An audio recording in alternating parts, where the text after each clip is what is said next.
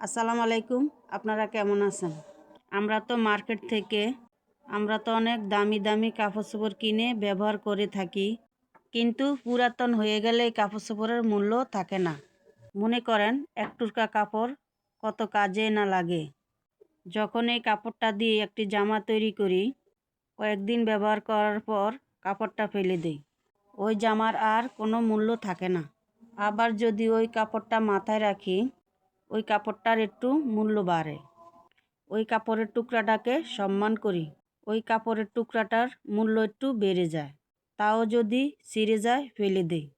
ওই কাপড়ের টুকরাটি কেউ কখনো হাতে নিয়ে চুমু খায় না। তাহলে কখন ওই কাপড়ের টুকরাটির দাম হবে জানেন? জানলে অবাক হবেন। ওই কাপড়ের টুকরার দাম এত বেশি হবে, যা শুনলে আপনি অবাক হয়ে থাকবেন।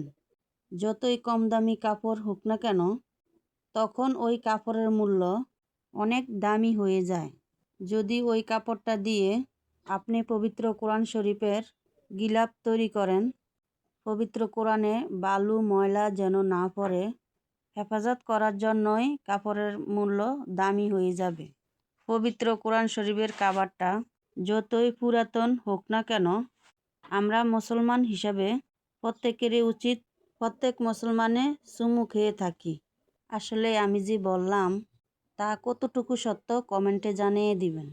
আজকে মন চাইলো খিচুড়ি খেতে, তাই সবজি খিচুড়ি পাক করলাম।